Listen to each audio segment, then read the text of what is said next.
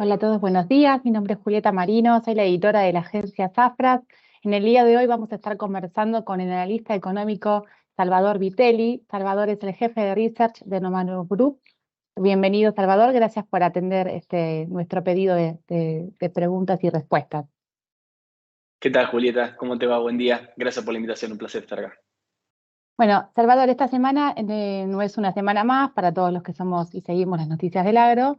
Está terminando en estos días en lo que fue, ¿no?, el programa de incentivo al exportador conocido como el dólar soja 4, por ponerle un nombre conocido. Bueno, quería conocer, lleva más o menos 4 millones de toneladas comercializadas. ¿Cuál es tu análisis de lo que deja? Este programa sabemos que fue especial porque dejaba un porcentaje de tipo de cambio libre, digamos. Desde tu análisis, bueno, ¿qué fue lo productivo, ¿no?, y qué resultado está dejando?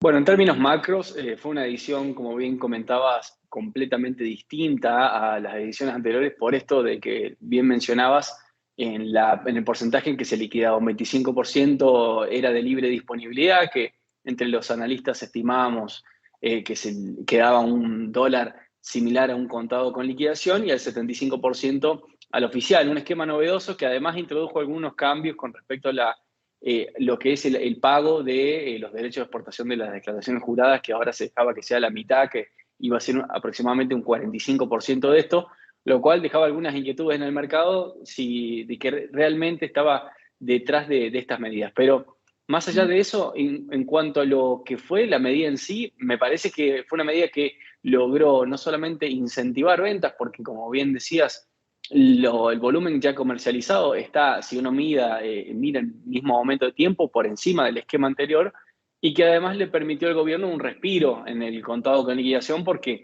de hecho tuvo algo de oferta, estuvo bajando un poco, y se estima que es producto de esto, de esta fuerte oferta. Así que fue un esquema diferente, pero dentro de los subóptimos que son un dólar soja, eso no lo vamos a dejar de decir, Sí. termina siendo un esquema, llamémosle, superador al resto. Primero porque no te conlleva una sobreemisión de dinero como los esquemas anteriores, y además no le genera un quebranto al Banco Central, que hace poco se tuvo que emitir unas letras intransferibles y demás, no le genera un quebranto por comprar a un precio más caro del que realmente está, sino que le mejora implícitamente la capacidad teórica de todas las fábricas. Este año, bueno, la primera medida comenzó tras la sequía que venimos a sufrir, los dólares que estaban faltando, como algo sorprendente, ¿no? Digamos, la primera edición, después ya se hizo algo crónico, digamos, tuvimos 4 ediciones para la soja, 1 para el maíz. Ahora que tenemos la que se supone que será la última, por las últimas informaciones que se tienen, si la vemos desde lejos y vemos la totalidad, ¿cuál sería, digamos, el análisis? ¿Cumplió su cometido? ¿Puede tener efectos colaterales al adelante? ¿Hay efectos secundarios que todavía no se vieron? Sí, yo creo que en su cometido de intentar darle cierto aire a esta gestión en términos cambiarios, yo creo que lo cumplió. Sí, estas 4 millones de toneladas comercializadas son algo de 2.000 millones de dólares. Es un volumen bastante interesante que ese 75% lo ve el Banco Central.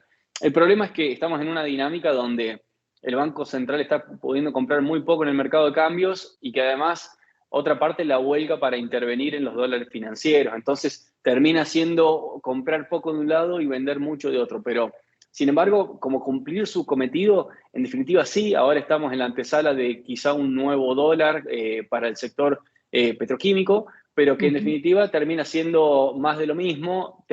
Es esconder problemas bajo la alfombra, sí, todo esto es un subóptimo, lo que en realidad sería lo mejor es una unificación cambiaria, que todos tengamos el mismo dólar, pero que en definitiva, bueno, termina dándole ese aire, ese respiro a una gestión que en definitiva sabemos que iba a comenzar a trastabillar a partir de las PASO con los resultados que tuvimos. Las reservas internacionales del banco, ¿cómo reaccionaron, digamos? ¿Realmente se vieron engrosadas con todos estos ingresos o fue algo que entró, que igual se usó y seguimos en la misma posición que antes del programa? Bueno, en definitiva, eso es justamente lo que venía recalcando hace ya tiempo, de que las reservas y las reservas netas, sobre todo, que es el número que fino a mirar, no están aumentando per se a pesar de todo esto. Y lo que estaba viendo es que las liquidaciones del agro han aumentado, sí, estaban en torno a los 1.200 millones de dólares, pero que faltaba un poquito todavía de liquidarse. ¿Qué pasa? las reservas no están aumentando por esto que mencionaba. Logra comprar en estas últimas ruedas, en estas últimas 6 ruedas, el promedio de compras del Banco Central en el mercado de cambios son 2 millones de dólares diarios. Es poco en términos de la autoridad cambiaria, y además que está interviniendo en los dólares financieros. Entonces, compra de un lado a 3.50 y está vendiendo en otro lado a 700, 680. Entonces, en definitiva, lo que está pasando en términos netos de esto que te estoy comentando es que las reservas incluso están cayendo. No solo que no están aumentando, sino que están cayendo. Lo mismo con las reservas netas, que ya están en la zona de los 5.000 millones y que próximamente se esperaría de que lleguen en la zona de los 8.000, 10.000 millones de dólares negativas. La semana pasada estuvimos en Axoja, en Rosario, estaban parte de la mesa de enlace. Ya hemos también en otras oportunidades escuchando sobre el programa de impulso a exportador, decir que estas medidas generan distorsiones en el mercado, no solo en el mercado de la soja, sino en el mercado del maíz, por ende en el mercado de la carne, digamos que tiene subefectos en otros mercados colaterales, que por eso había que terminar, ¿no? Con esto, porque con los diferentes valores esto no termina siendo bueno a largo plazo. ¿Cuál sería, digamos, según tu análisis, en el punto especial que nos encontramos, la verdadera medida que habría que tomar, digamos, esto que vos decís del tipo de cambio, a cuánto sería un tipo de cambio que beneficie, digamos, y si eso realmente sería para que el productor o tenedor pueda libremente sirva de impulso para que pueda, digamos, largar sus productos, que es lo que se está buscando, ¿no? Los pueda comercializar. Sí, yo creo que para eliminar cualquier tipo de distorsión, como bien comentaba, porque sí, el dólar soja no solamente tiene influencia en la soja, cuesta la originación de maíz, entonces el maíz se pone más caro, la relación de soja-maíz termina estando completamente distorsionada, no sirven los ratios históricos, bueno, y demás, se anulan muchos parámetros de comparación que se tenían anteriormente y que son producto de esta distorsión. Es lo mismo que sucede con los tambos para poder comprar soja para utilizar como insumo de alimentos y demás. Ahora bien, yendo a qué se necesitaría para que se eliminen este tipo de restricciones, unificación cambiaria. Es básicamente lo que debemos llegar a una quita en la brecha y una unificación cambiaria. Me parece que debería ser el objetivo principal a tener en cuenta para las próximas gestiones, me parece. Ahora reclamarlo en esta gestión no tiene demasiado ímpetu o no tiene demasiada importancia porque ya es un gobierno que está básicamente intentando salir a flote, pero que en definitiva es un modelo donde el 60% de los que participaron de los comicios en las PASO votaron a que no querían más una continuidad de esto. Entonces, yo creo que es importante que entendamos de que las distorsiones cambiarias no pueden seguir, el cepo no puede seguir esta multiplicidad de tipos de cambio y debemos ir a una unificación cambiaria donde sería normal que allí estas distorsiones se acomoden, porque como comentaba al principio, el dólar soja es un subóptimo, no es algo que sea deseable en la economía, porque genera fuertes distorsiones y lo que lo va a lograr morigerar a esto y solucionar es la unificación cambiaria. Yo sé que, bueno, desde Romano Group ustedes han planteado como diversos escenarios electorales, digamos, en eso, más la unificación del campo, ¿ustedes tienen un valor ideal que tendría, o una franja que tendría que irse al tipo de cambio justamente para regular este mercado?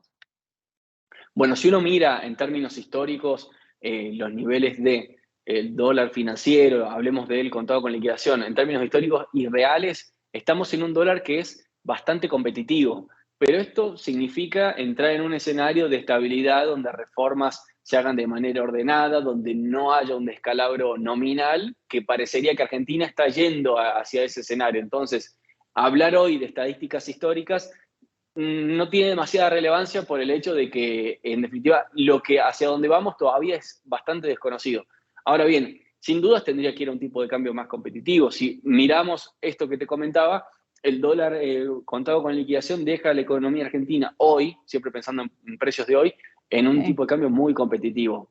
Obviamente, en consecuencia, el dólar oficial está carísima Argentina en dólares. Entonces, podríamos pensar que debería haber algún punto de convergencia en el medio, siempre pensando a precios de hoy, porque en definitiva todo esto deberá ajustarse al momento en que asuma un nuevo gobierno, pero sin dudas que el tipo de cambio va a tener que moverse, pensando en valores de hoy, a 600 pesos aproximadamente, como para pensar en un esquema de competitividad y que pueda volver a pensar en entrar flujos de dólares hacia la Argentina que tanto necesita.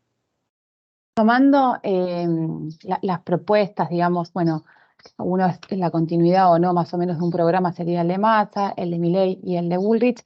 Desde el lado agropecuario, si se quiere, algunos han prometido la quita de retenciones, otros este tipo de cambio, digamos, con esas medidas alcanzarían o están faltando desde su análisis otras medidas para regular lo que sería la soja, el maíz potencial, ¿no? La producción y la exportación de subproductos, digamos que poner el campo en primer lugar. ¿Qué otras medidas también irían, teniendo en cuenta además lo del tipo de cambio? No, yo creo principalmente es quitarle el zapato de encima al agro. En definitiva, cuáles son los fuertes castigos que hoy tiene el sector productivo, además del entramado impositivo que tiene, pero más allá de eso, es la brecha cambiaria y los derechos de exportación. Me parece que primero lo que debemos eliminar es la brecha cambiaria porque termina siendo perjudicial para todo el entramado económico, no solamente para el sector agro. Entonces, ello debería eliminarse de manera rotunda y de manera inmediata. Ahora, el tema de derechos de exportación, obviamente para el agro le sería muy beneficioso. Yo comparto la idea y soy, la verdad que, promotor de la quita de retenciones. El tema allí son las cuentas fiscales que atentan contra esa quita de derechos de exportación, porque son aproximadamente 2 puntos del producto por año lo que se recauda por derechos de exportación y que las cuentas fiscales están bastante deterioradas. Entonces, primero tenemos que pensar en una baja del gasto acompañada con una baja de impuestos que principalmente sea por derechos de exportación. Entonces, allí poder pensar en una quita de retenciones. Hablar de quita de retenciones cero me parece no haber hecho los números, si bien sería un escenario ideal que se haga, pero eso probablemente si no se toca el gasto público te va a llevar a un déficit fiscal bastante importante, lo cual va a perjudicar todo el programa económico. Entonces, tratemos de pensar en el mediano plazo, no digo en el largo, sabemos que es un sector castigado, lo digo desde el llano, pero en definitiva intentemos pensar en la Argentina que viene y no comprar falsas esperanzas de quita de retenciones porque probablemente no las haya en el momento cero. Claro. Y bueno, Salvador, para ir terminando, se me ocurrió también preguntarte desde el lado de las importaciones, que han estado como bastante en el punto rojo también este año, con todos los impedimentos por cantidad, por las iras, digamos, para la actual campaña gruesa que está comenzando, se habla de que va a haber una falta importante de insumos de fertilizantes porque no se puede importar. ¿Cómo se ataca también eso? Es decir, ¿se pueden liberar? ¿Hay que regularlas distinto? Porque frenar fertilizantes, insumos básicos, también faltan repuestos para las máquinas en el campo, digamos, son varias las cosas que están faltando que también terminan trayendo efectos colaterales a las campañas. ¿Cómo habría que regular eso de otra manera y liberar estos frenos? Bueno, y un problema importante es la deuda comercial que se tiene con importadores que asciende ya a los 35.000 millones de dólares, que en definitiva no es una deuda del Banco Central, pero que sí tiene que garantizar el acceso. Ahora, es de público conocimiento lo que sucede con los fertilizantes. La respuesta es siempre no hay, no te lo puedo dar, no te acepto pago de contado, solo con forwards, etcétera, y que dificultan lógicamente las decisiones productivas y que los fertilizantes terminan siendo dólares futuros. Son dólares que uno en tierra hoy para poder cosechar futuros dólares y eso se debe entender en la gestión de quienes mandan, de que las importaciones son para mayor producción futura, no solamente en el agro, sino en todo el entramado económico argentino, porque lo que se importa mucho son productos intermedios. Eso se debería liberalizar, obviamente, con una unificación cambiaria y con un dólar más competitivo. Estamos ya en una evidencia abismal en que el dólar oficial se encuentra atrasado por el hecho de que a ese precio abundan importaciones, pero escasean exportaciones. Entonces debemos ir a un precio de convergencia donde allí se encuentre oferta y demanda y empiece a fluir libremente las importaciones, que por ahora parece un esquema lejano, pero debemos ir a eso, si no, en definitiva vamos a seguir tropezando con las mismas piedras, va a haber una mayor caída en la producción y verá Argentina reducido fuertemente su balanza comercial, que justamente no es lo que se está esperando, o por lo menos de cara a los próximos gobiernos que piensan ya liberar el esquema cambiario. Te dije que era la última, pero te voy a agregar una más. se me ocurría algo, dijo Nicolás Pino la semana pasada también en una conferencia que yo cubrí, que en un evento en Uruguay había saltado en la mesa una problemática que tenían tanto Brasil como Uruguay como acá, que es que ellos sienten que las gestiones que gobiernan o la ciudad, por decir algo, no comprende cómo funciona el campo. Y en esa distancia de la productividad, como no comprenden los procesos productivos, es donde no pueden sentarse en su lugar y ver la cadena que van distorsionando. ¿Vos creés que algo también así, compartís esa visión, digamos que en un próximo gobierno también hay que como achicar esa brecha y sentarse, que comprendan que falta comprensión de cómo funcionan los procesos? Sí, yo creo que un gran líder no es el que sabe todo, sino que es el que se reúne con gente que sabe. Entonces, me parece que va a ser clave en los próximos, los próximos días de la gestión entrante, reunirse con gente que conozca, en este caso específicamente el sector agro, que sepa la dinámica, que sepa cómo se comercializa, porque la evidencia nos ha dado rotundas anécdotas en lo que fueron de esta gestión, donde los funcionarios no saben exactamente cómo se desarrolla el mercado agropecuario, no saben cómo funciona, qué tipos de medidas van a ser beneficiosas, cuáles no. Y me parece que eso es crucial porque, en definitiva, los que toman las decisiones, los que firman, los que tienen la lapicera, tienen que tener un conocimiento o por lo menos rodearse de gente que lo conozca en profundidad el sector y será clave, porque si no, de vuelta, estaremos tropezando nuevamente con la misma piedra, tomando medidas que no vayan a ser beneficiosas, que se tengan que derogar a los días siguientes, etcétera, y que genera también complicaciones por el hecho de que el empresario agropecuario se tiene que estar dedicando a producir alimentos para el mundo, no a pensar qué nueva resolución va a estar saliendo en los próximos días, qué va a decir, cuál es la letra chica, etcétera. Bueno, la falta de previsibilidad termina afectando todo el comercio, porque ¿quién va a venir a aportar una moneda o un peso si cada 3, 4 meses vos tenés reglas que te cambian constantemente, ¿no? Eso termina entorpeciendo todo también, que es esto que vos estás marcando. Claro, sin más, con los dólares soja, eso entorpeció fuertemente la dinámica comercial de soja, porque en definitiva te generó dos efectos adversos por el hecho de que solamente se comercializa soja en la medida que haya un tipo de cambio diferencial, pero mientras no lo haya, no hay Frena. liquidaciones. Y esto genera perversos incentivos, que está bien que los haya, pero en definitiva son perversos por el hecho de que no se liquida nada hasta que no haya un tipo de cambio diferencial. Entonces, siempre se lo corre de atrás al Banco Central por el hecho de que sabemos que va, cuando las papas quemas, como quien dice, termina ofreciendo un tipo de cambio diferencial. Esto es la previsibilidad que tenemos y que también atenta contra la producción. Totalmente. Bueno, Salvador, te agradezco mucho haber accedido a la entrevista con la agencia Zafras. La estaremos publicando en nuestras redes. Muchas gracias. Gracias a vos, Julieta, y a la agencia por la invitación. Que tenga buenas tardes. Igualmente, hasta luego.